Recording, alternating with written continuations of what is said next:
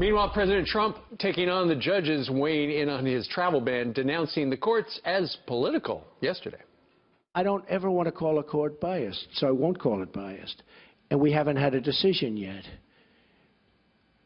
But courts seem to be so political. His Supreme Court nominee, Judge Neil Gorsuch, calling the documents demoralizing and disheartening. So did the president pick the wrong fight? Let's bring in Fox News legal analyst Bob Massi. He's also the host of Property Man. Good morning to you, Bob. So he's saying he doesn't want to call the courts biased. He's not going to call the courts biased. But are the courts being biased, the Ninth Circuit?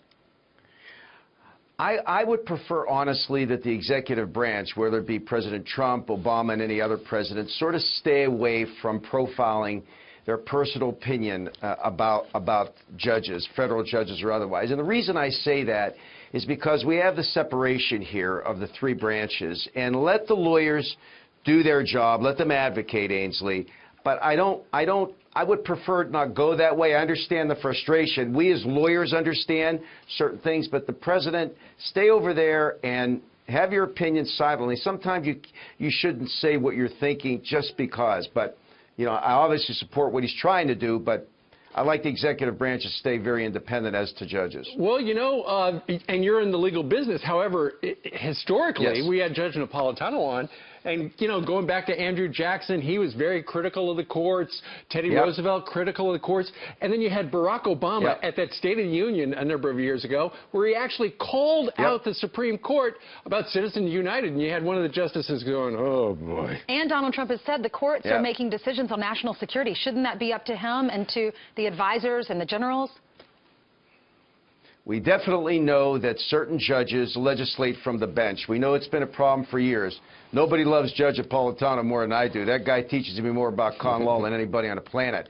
But the bottom line is, I still think that, I think they're so, Steve and Ainsley, I think they're so juiced up to make things happen as to what they said in the campaign. But I think there's a way to slow it down. Who am I? I'm a citizen just talking the way I see it through my eyes. And that is, you know, get the Attorney General appointed, he is. Get the Justice of the Supreme Court appointed, he is. You know, exactly. You have the CIA director say, look, keep our country safe. I'm going to be coming out with some executive orders, and sort of do it a little more of a timely way. Because what I think is this, some of this could potentially have been prevented if maybe certain things were in order first.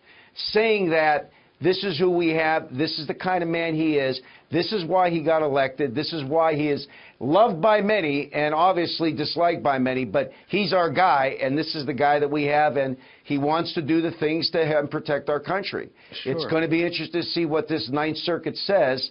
We know that we've got, what, 2 Democrat appointees and 1 Republican, so many say 2-1, probably go to the Supreme Court. It could be, but, you know, the president says it seems like there is a bias or politics is involved. But when you do look at the fact that it is the most overturned court of appeals in America. It is. And they have had so many lefty decisions. And you look at, you know, Trump's a sportsman. He looks at the score. 2 Democrats against 1 Republican. Is he kind of working the refs here by putting out comments? Yeah, he is. Look, nobody positions people better than he does. You know, one of the things that people have to understand, he's still the smartest guy in the room. Whether you want to believe it or not, I don't really care. The guy's a smart guy, and he knows how to posture himself. What I didn't like is I didn't appreciate a federal judge, again, as an officer of the court, I say this respectfully, saying some of the things this federal district judge said several months ago. Again, I think each position, guys, need to sort of be reserved and respect the reverence of the position and let it play out. Unfortunately, this is a very, very vocal presidency, and we only have, you know, another almost 4 years left. So it's interesting and exciting at the same time. All right, Bob Massi, our Fox News Channel legal analyst. Thank you so much, Bob. Great to see you.